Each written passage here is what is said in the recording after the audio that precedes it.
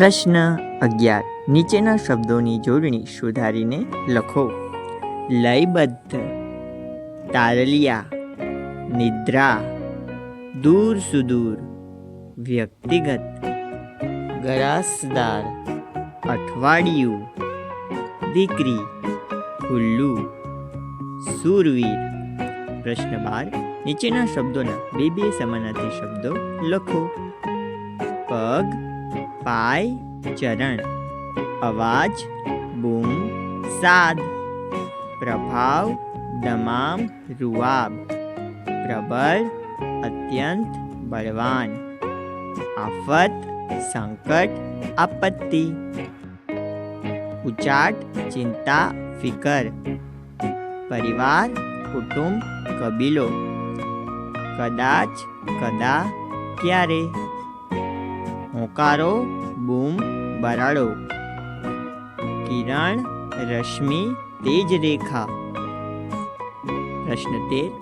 નીચેના શબ્દોના વિરોધાર્થી શબ્દો લખો. દૂર, નજીક. રાત, દિવસ. વધારે, ઓછું. વિશ્વાસ, અવિશ્વાસ. શાંતિ, અશાંતિ.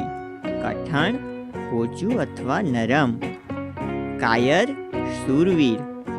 માન, અપમાન. હળવો, ભારે. પ્રશ્ન 14. નીચેના શબ્દ સમૂહ માટે એક શબ્દ લખો. બારી બહાર કાઢેલું ઝૂલતું બાંધકામ, ઝરૂખો. પિયરથી વહુને વિધિસર સાસરે વળાવી આણવી તે આણું. આંખમાં દેખાતું પદ કે હોદાનું ગુમાન, ખુમારી. સ્ત્રીઓનું પગનું એક ઘરેણું, ઝાંઝર. વચ્ચે વચ્ચે બાંધીને જુદા રંગથી રંગેલું ઓઢણું, બાંધણી. પ્રદેશનો અમુક વિભાગ, પંથક. લાકડી ઉપર ચીથરા વીટેલો સળગાવવાનો એક પ્રકારનો દીવા જેવો કાકડો, મસાલ. ઘાસ કે કડબનું મોટું પૂળિયું, પૂળો.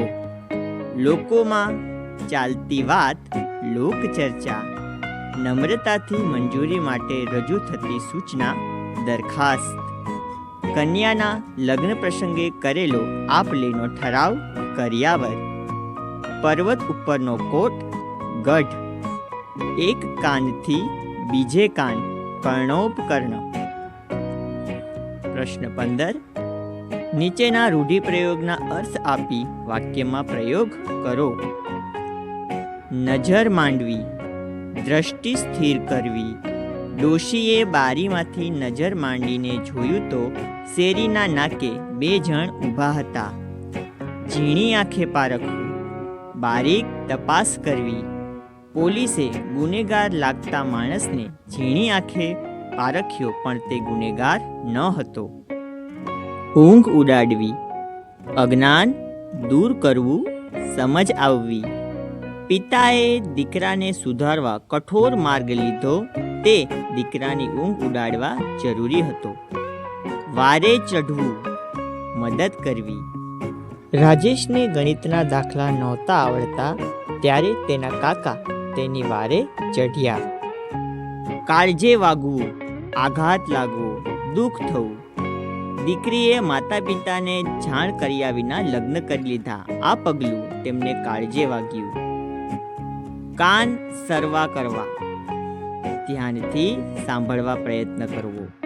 અડધી રાત્રે ઘરની બહાર કોઈના પગલાંનો અવાજ આવતા ધૂળીબાએ કાન સરવા કર્યા. બેઠા હોવું, હિંમત કે પ્રોત્સાહન આપવું. કોલેજની મોંઘી ફીથી ચિંતિત દીકરાને પિતાએ કહ્યું કે ચિંતા ન કર, હું બેઠો છું. ખોડી લેવું, માથે આવેલું ઉપાડી લેવું. દરેકે મોટા થયા પછી માતા પિતાને જવાબદારી ન આપતા પોતપોતાનું ફોડી લેવું જોઈએ. ટાઢક વળવી, માનસિક શાંતિ અનુભવવી. દીકરાને થયેલો ઝેરી કમળો મટી જતા રામજી કાકાને ટાઢક વળી. ઉકલી જવું, મરણ પામવું.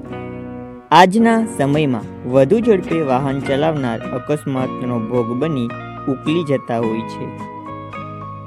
પાનો ચઢાવવો, ઉશ્કેરવું, સુરાતન ચઢાવવું. પહેલાંના જમાનામાં બારોટ શૌર્યગીત ગાઈને યુદ્ધમાં જતા સૈનિકોને પાનો ચઢાવતા હતા. હળવા ફૂલ હોવું, કશા ભાર વિના નિરાત અનુભવવી. ભારતને મેચ જીતતા જોઈ ભારતીય દર્શકો હળવા ફૂલ જેવા થઈ ગયા. હાથમાં હાથ પરોવવો, વચન આપવું, હિંમત આપવી, મદદ કરવી. પૂરગ્રસ્ત લોકો માટે રાહત ફાળો ઉઘરાવવા શાળાના બધા બાળકોએ હાથમાં હાથ પરોવ્યા.